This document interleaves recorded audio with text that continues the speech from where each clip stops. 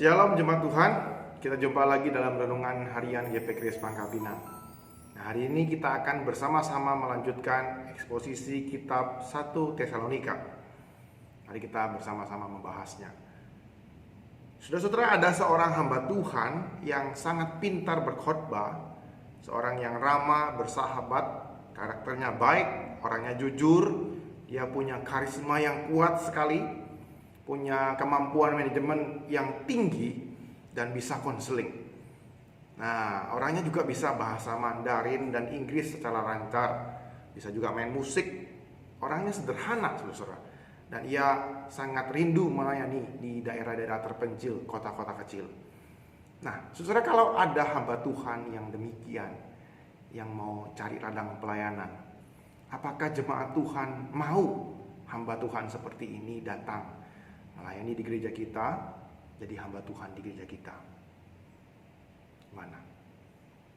Wah, pasti setuju, Sontau. Kita lagi cari hamba-hamba Tuhan yang seperti itu. Tapi apa ada yang contoh orang yang seperti itu mau pelayanan di kota kecil seperti GP Kris Pangkal Pinang? Apa ada contoh? Sama dengan kerinduan gereja-gereja Tuhan.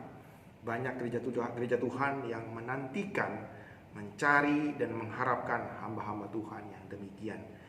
Hamba-hamba Tuhan yang berintegritas, yang punya kemampuan, punya talenta, dan punya karakter yang baik.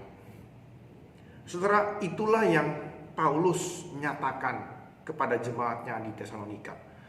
Hari ini kita akan bersama-sama melihat pertanggungan jawab dan pembelaan Paulus tentang pelayanannya di gereja Tesalonika.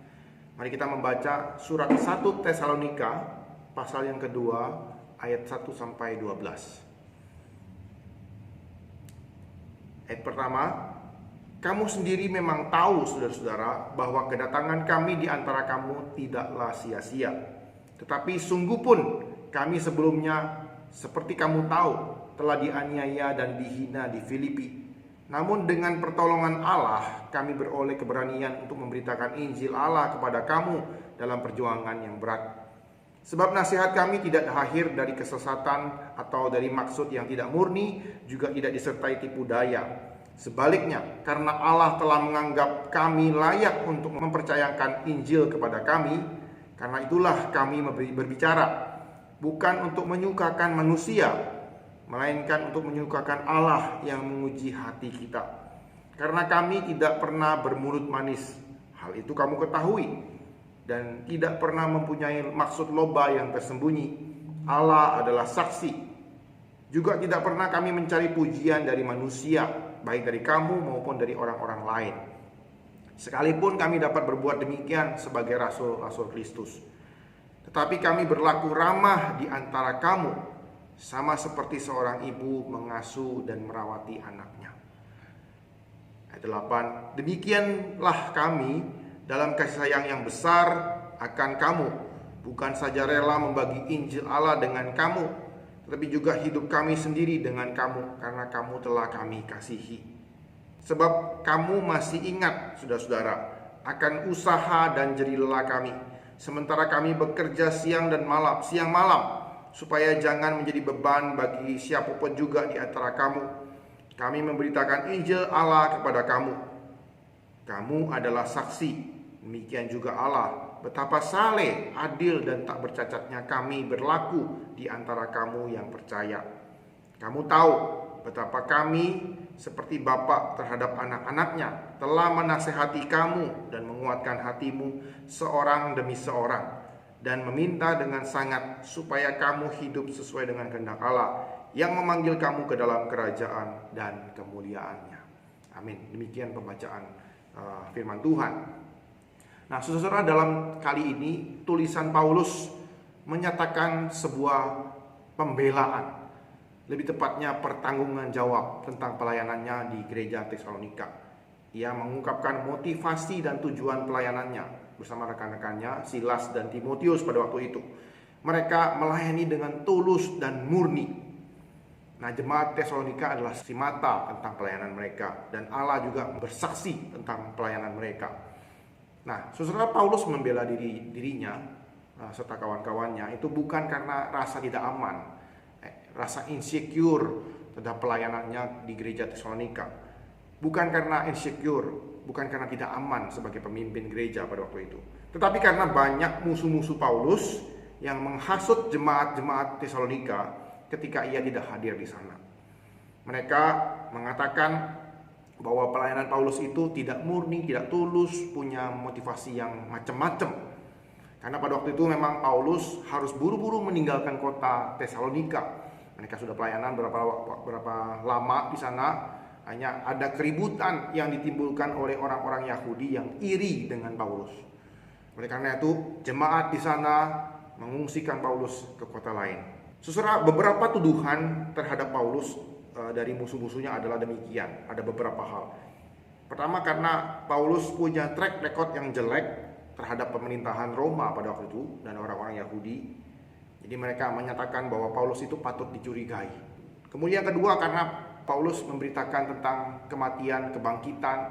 Paulus dituduh sebagai orang yang suka mengkhayal. Kemudian pelayanan Paulus motivasinya nggak tulus, katanya seperti itu. Dan Paulus suka menipu orang lain dengan seenaknya. Paulus itu berkhotbah untuk menyenangkan orang lain, bukan menyenangkan Tuhan. Dan Paulus itu orang yang mata duitan. Paulus mencari nama ketika ia melayani Tuhan di mana-mana. Dan ia adalah seorang yang diktator dalam memimpin gereja. Nah, inilah tuduhan-tuduhan dari musuh-musuh Paulus di Tesalonika untuk menghancurkan karakter Paulus, sehingga pesan Injil yang ia sampaikan gugur dan ia menjadi orang yang tidak dipercaya seperti itu. Oleh karena itu, Paulus menuliskan pembelaan-pembelaannya ini, pertanggungjawabannya. Ia memberitakan Injil itu dengan tulus, tanpa motivasi-motivasi yang gak benar. Murni, jelas sekali. Paulus sadar bahwa ia telah menerima berkat dan anugerah pelayanan ini, dan Injil itu sudah dipercayakan kepada dia. Ia sadar betul, ia mendapatkan anugerah yang begitu besar. Ia adalah seorang penganiaya murid Kristus sebelumnya, dan ia dipercaya menjadi rasul Kristus bagi orang-orang non-Yahudi.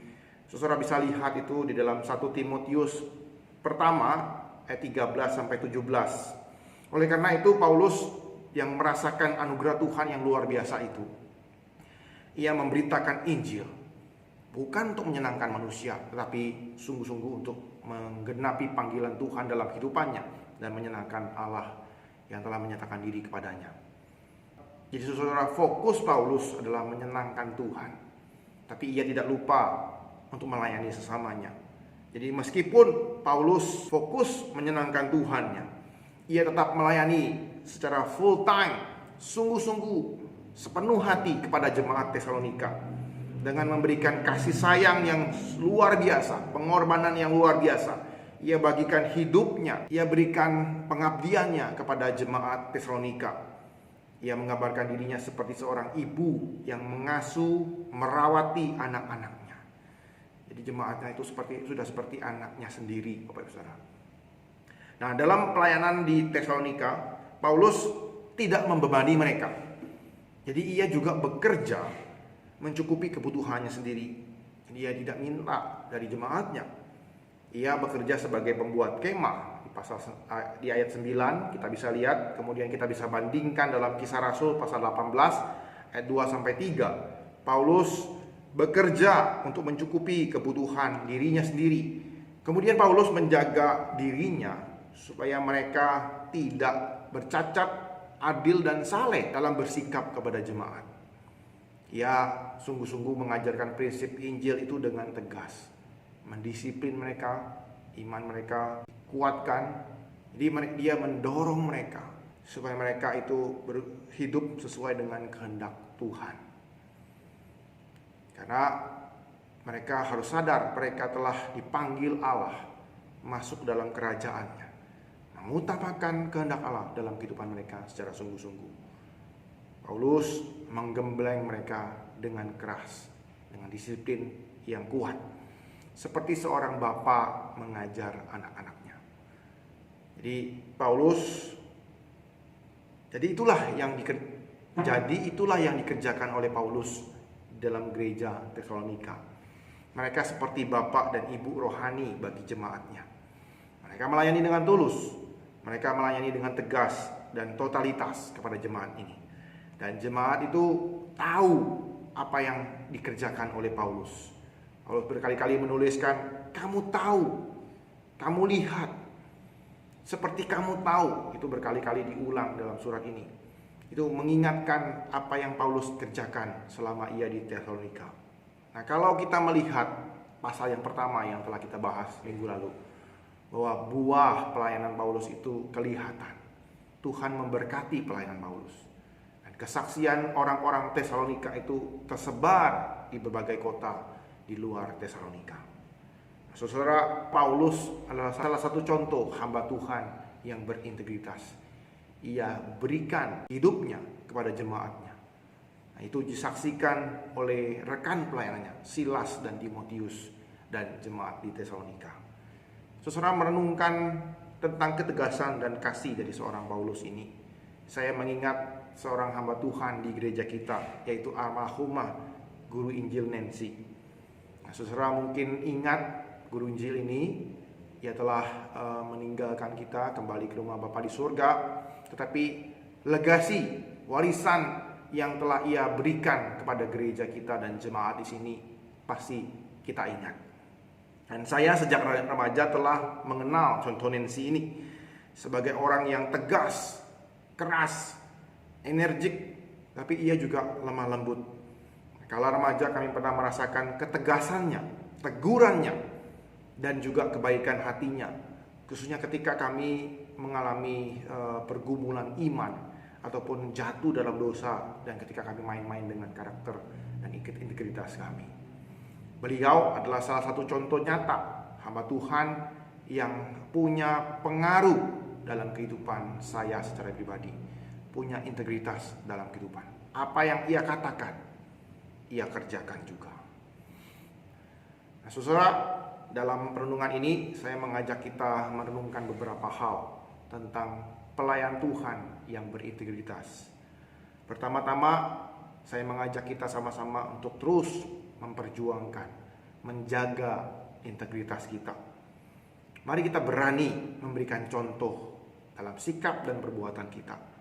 Tapi kita juga jangan ragu mengatakan, memperkatakan apa yang telah kita lakukan, mendorong orang-orang di sekitar kita untuk mengikuti teladan yang kita lakukan. Jadi jangan malu menyaksikan integritas iman kita, integritas perkataan dan perbuatan kita, tentunya dalam kerendahan hati di bawah kuat kuasa dan anugerah Tuhan Yesus Kristus. Jadi kita tidak lari kepada kesombongan kerohanian, tapi kita juga tidak malu menyatakan integritas iman kita. Kemudian yang kedua, saudara, mari terus kita merindukan, mendoakan, dan mencetak serta mempersiapkan hamba-hamba Tuhan yang berintegritas di gereja kita. Kita tidak akan tahu siapa yang Tuhan panggil di generasi-generasi selanjutnya. Mungkin itu anak sekolah minggu kita, anak-anak remaja, atau mungkin dari anak kita sendiri. Mari kita berikan contoh yang baik, integritas yang baik, sehingga mereka ketika Tuhan panggil bisa melihat contoh-contoh integritas dari kehidupan kita, dari hamba-hamba Tuhan di gereja kita. Ya, Tuhan boleh menolong dan mengingatkan kita lewat kebenaran firman Tuhan hari ini. Tuhan Yesus memberkati. Mari kita berdoa. Tuhan, kami bersyukur Tuhan telah memberikan anak-anak-Mu, hamba-hamba-Mu yang sungguh-sungguh berintegritas. Itu semua karena anugerah dan pimpinan-Mu Tuhan. Kami rindu orang-orang yang demikian, seperti Paulus, Silas, dan Timotius, boleh juga hadir dalam kehidupan kami saat ini Tuhan, untuk generasi-generasi selanjutnya, sehingga mereka bisa melihat orang-orang yang berintegritas, teladan-teladan yang berbicara lebih nyata dan sangat berpengaruh dalam kehidupan kami. Kami rindukan itu terjadi dalam kehidupan kami Tuhan, dan kami rindukan juga ada orang-orang yang Tuhan bangkitkan, hamba-hamba Tuhan yang berintegritas. Kami rindu juga Tuhan menjadi jawaban-jawaban dari doa-doa kami. Kami rindu menjadi pribadi-pribadi yang berintegritas. Terima kasih Tuhan Yesus. Inilah doa kami dan permohonan kami. Kami bersyukur dan berdoa dalam nama Tuhan Yesus. Amin.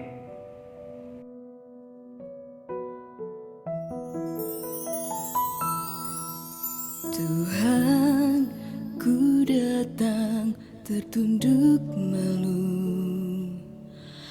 Engkau lihat kedalaman hatiku. Inilah aku hamba-Mu, namun tujuan hidupku hanya melayani diri sendiri. Sesungguhnya ku hamba dunia, terpikat oleh kesenangan fana, akan harta dan kuasa, kebanggaan hati, beri belas kasih-Mu. Oh Tuhan, murnikan ku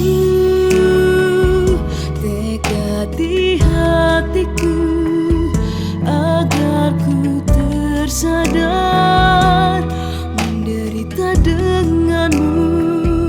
Murnikan ku,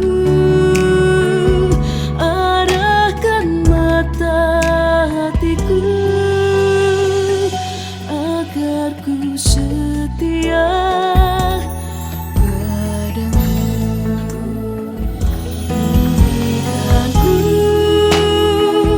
tekad di hatiku, agar ku tersadar menderita dengan-Mu. Murnikan ku, arahkan mata hatiku, agar ku setia padamu,